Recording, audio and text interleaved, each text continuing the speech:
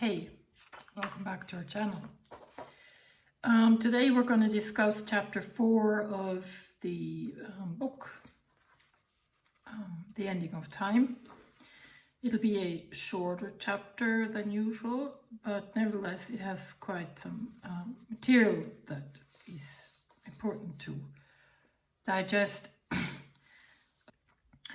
So we are starting out with a question, and the question is it possible to have total insight, which is the ending of the me, because the me is in time? And both the answer that I was able to glean from the text and also a hypothesis is, as long as memory is in operation in the human brain, there is no possibility to have total insight. Now remember that in the previous chapters, having total insight was introduced as a way to describe what sort of is opposite to acquiring knowledge. So having insight is supposed to not be based on thought or processing thought, but it's something that happens excuse me, immediately, sort of out of time, and not relating to or not related to a sense of I or self or meanness. So if and I think they're gonna in these further questions and hypotheses that come up, this sort of connection is going to be more visible too. So for the moment, it's just important to see that, memory, as it is the sort of re-evocation of thought that has been processed by a brain in the past, and that has been stored somewhere in the brain, and that can actually be revoked, when the brain operates and sort of retrieves memory. So that sort of process stands in the way of having insight. So another question, or a consecutive question, is, if the me ends, what is there? And I think it seems that it's a justified question, because it plays into the idea of, well, why would anyone want to give up the me? I mean, he or she should have an inkling, or I mean, that's standard human thinking, and I guess that's the root of the problem. It's the question of reward again, so it's like, why would I even want to give up the me? Like, what's in it for me? It shows you how paradoxical this whole topic is. So the question, if the me ends, what is there, is justified. And the answer given, and we will also formulate this in a new hypothesis, is there is total emptiness, which is energy and silence. So we've come across these statements in the past chapter, where sort of a preliminary state to the ground was being described as total emptiness, which is equal to energy and silence. So to go a step further, a third question is asked, and that is there anything beyond energy and silence? And the answer given is, there is something beyond energy and silence, and we call it the ground. So that is to reiterate, what the two of them envision So it'll probably be worthwhile at this point to try and visualize this relationship real quick.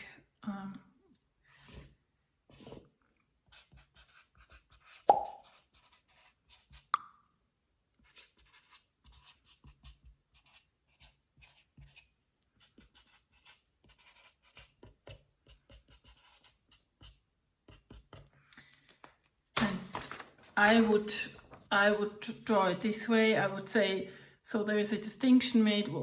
At the top we have the idea of the me or the I. Once that is being let go of, you reach the state of emptiness, which is also energy and silence, or equal to energy and silence. But that's not the ground yet, because the ground is beyond that. So that's pretty much what we have so far. And now we come to the question that I was sort of referring to before, is what will make human beings renounce the me? So what will actually motivate them to let go of the me and sort of, reach emptiness and then consecutively, hopefully, reach the ground. And there's a several-fold answer to that. So neither reward nor punishment work as motive. I think that's a little bit of a repetition because we've covered that in past chapters already. And now they take it further and say the mind is set up to resist giving up the me, which is actually a new notion, but it's nevertheless important. So there seems to be a resistance of this, even though it's illusionary. So even though the me or the notion of me or I is in fact illusionary and doesn't exist,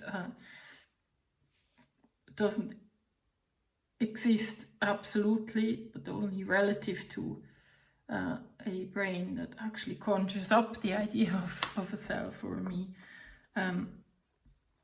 And it's really interesting that this illusion of an I, or this sort of the concept of an I would sort of develop a life on its own that's actually resisting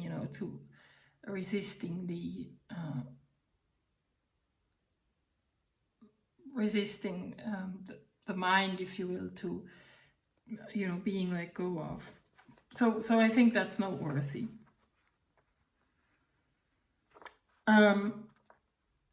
Also, what is given as partial answer is a sense of striving, struggling, or controlling seems to prevail. So, and I'm just going to run through these hypotheses real quick because they make sense when you listen to them in sequence. Next, the human mind seems conditioned and held in this pattern of thought. The conditioning can ease through pain or in great times of crisis, such as a war, but it tends to come back when things normalize. And the nature of the me is that it must fulfill its needs no matter how irrational they are. So,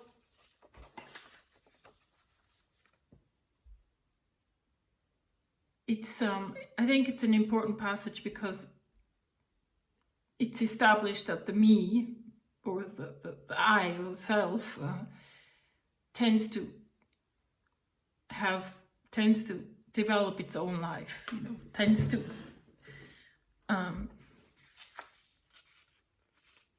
almost function independently, and it tends to resist any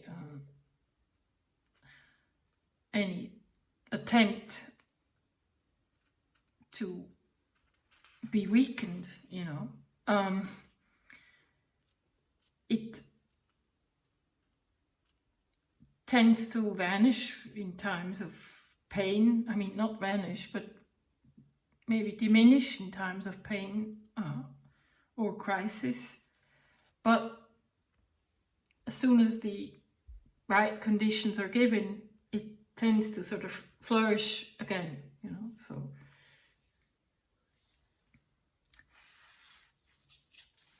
now, if we summarize what's been said so far in this chapter, I'm going to try and summarize this in my own words. So I think humans tend to perceive through the lens of past experience, of an I that has had this experience. So, you know, it tends to perceive through memory, through like a layer of memory at all times. And that is what is meant by memory being in operation. So it refers to the tainting or conditioning of every new experience through the projection of thought.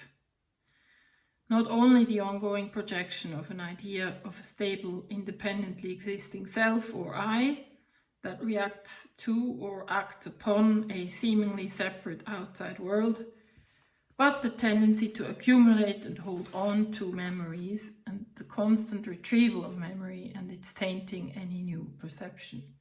So really we're talking about identification.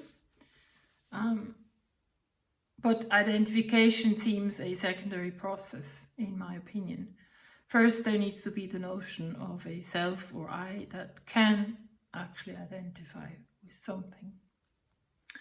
So next, another question is asked, and that is, why does man always live in the center of me? And as an answer, we have another hypothesis, and that is, it is the function of thought to make abstractions outwardly and to thereby distinguish between the outward abstraction, i.e. the perceived object, and an inward observer, i.e. the subject. So what is being said here really is that it's almost like, you know, it seems to be a almost sort of natural, if you will, process of the way we perceive, or it's part of the process of perception, is that when we make a perception, we, or one should say, the brain, you know, makes an abstract representation of what the senses perceive. So you have a sensory impression. Your brain constructs an abstract representation of that impression, and while it does that, while it produces this abstract representation of what we perceive outwardly, it creates the idea of an I that is observing. So it creates that duality. It creates that duality between an observer and the observed. So it's sort of like a natural part of this process. So if you're not aware of that happening, excuse me, then the tendency is to take whatever's being created. So take this notion of I-ness and me-ness that's being created very seriously and sort of to cling on to it. And then the I or the self tends to develop its own life, so to speak. And by perceiving, you know, with the continuation of perception and under this illusion of a separate observer, it sort of is being reinforced at all times. So one could also say that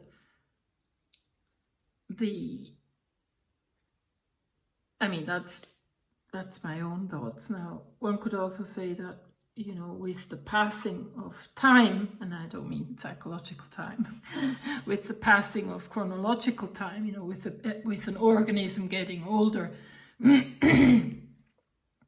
that pattern of self-reinforcing,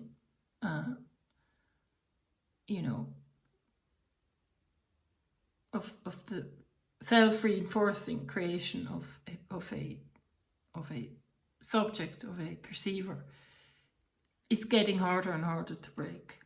So really,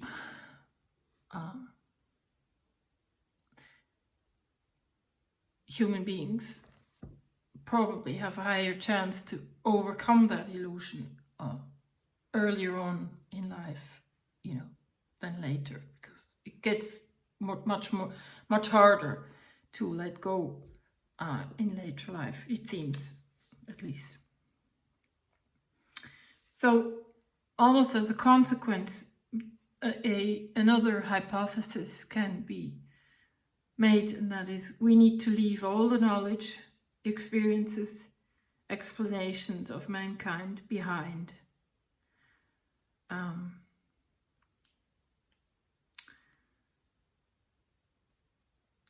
And with knowledge, that is also important. With knowledge, psychological becoming is being referred to, I think, here. So,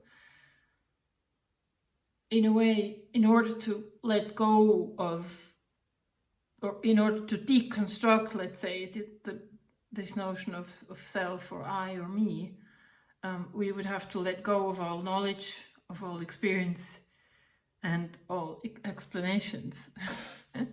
I mean, that's a crass stance, and I'm not sure if it can be done, but and I think we have to distinguish here, because technically, according to the text, according to their conversation, it is okay to acquire knowledge about the outside world in terms of, and it's kind of bizarre that they would say that, because I don't think they are, when they say that, when they because they distinguish between gathering knowledge about the outside world, so in terms of, conducting science, so that they say that's okay, but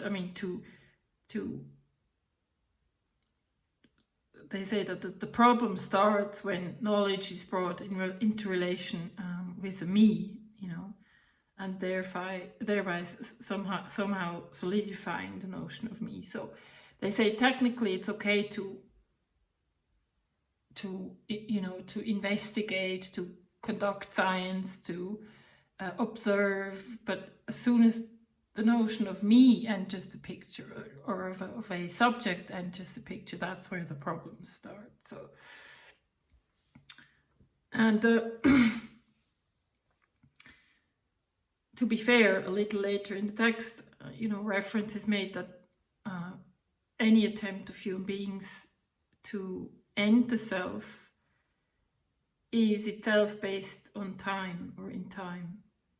It is itself based on thought and the acquisition of knowledge. So that's another conundrum, is that, when, for instance, also, let's put it really simply, so if I realize that, this is happening, this is the mechanism, this is how the I, is born, and this is how the I is being reinforced, and that's what gives it its own life, and that's why it tends to resist deconstruction, even if I'm aware of all that, or the fact that I'm aware of that means that I put some thought to it and gathered some knowledge, and that also was done in time, in psychological time. I came to the conclusion that this is so. So it just sort of points to my still having an I, if you know what I mean. And I think that, or I personally understand this this fact to hint at all kinds of methods, of self-discovery and self-improvement, or even self-discipline. So one could pretty much come to the conclusion that any form of education, be it rooted in political systems, such if you take communism, for example, or be it rooted in religion or psychology or New Age, all that tends to solidify the sense of an independently existing I or self, which of course leads to a dead end. So as long as there is a sense of I or self that sort of goes beyond the necessities of everyday life, in a functioning society, there really seems to be no way for humans to get in touch with the ground. So to sort of solidify their prior statements in this chapter, we can posit 3 more hypotheses, and those are: human beings get caught in the notion of me because it is implicit in the structure of thought. I think we just discussed that. It's part of the perception process, and part of the brain processing information is to actually come up with the idea that there is a I, an I, and a self. Egocentrism cannot work because it is based on time and knowledge, or knowledge acquisition, which is thought.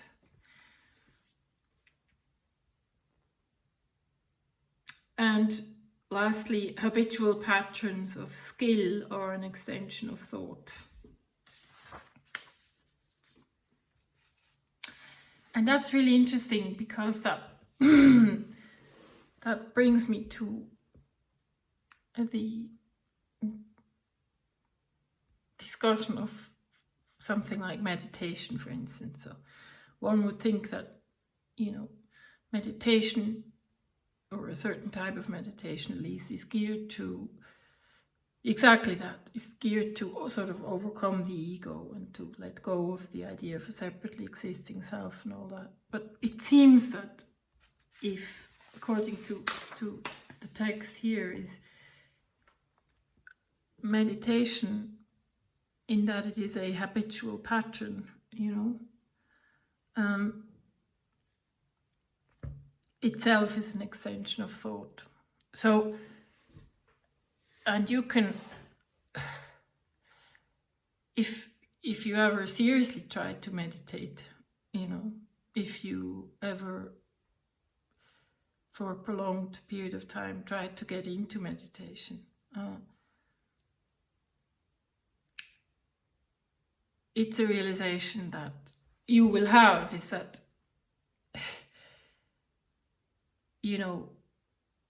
as long as you think,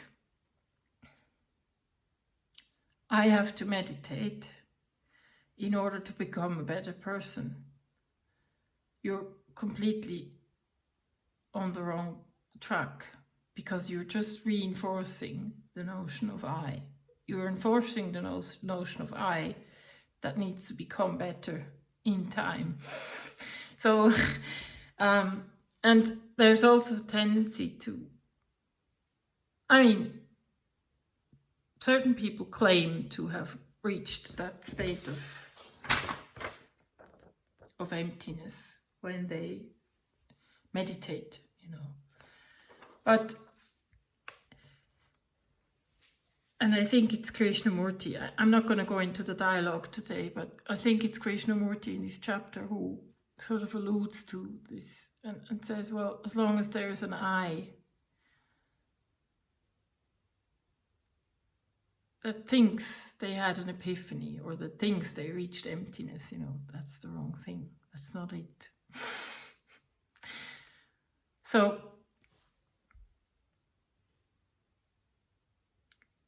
I'm afraid this has been a really, or this must be a really frustrating chapter to you guys.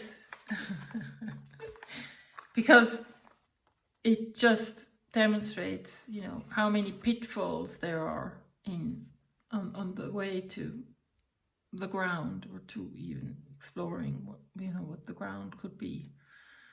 But I think it's one of the most important books one could read in their lifetimes, because it just makes obvious, you know, how ingrained that notion of I and self and me is, and how many problems that result out of it. And I'm hoping that by the end of the book we will be given some kind of inkling on how to overcome it.